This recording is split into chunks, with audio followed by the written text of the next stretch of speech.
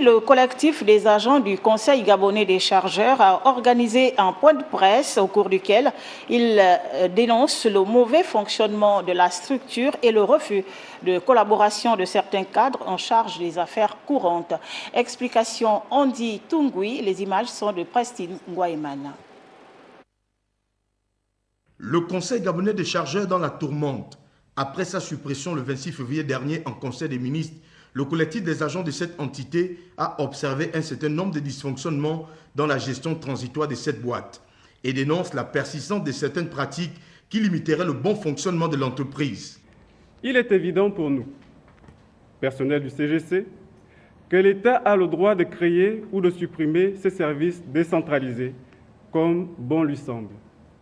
Il n'est nullement question pour nous de le lui contester. Toutefois, il se doit d'exercer ce droit dans le strict respect des dispositions légales prévues par le Code du travail, notamment en ses articles 58 et 59.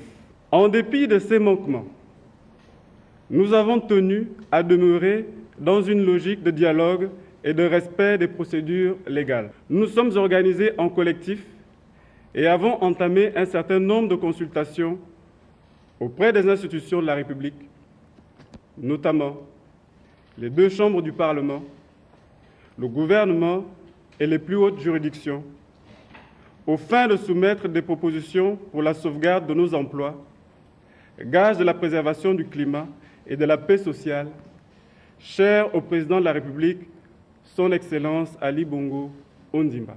Dès lors, ces manquements plongent le personnel de l'ex-CGC dans une précarité indicible. Chose étonnante, les agents auraient accusé des arrêts de salaire de 7 mois environ.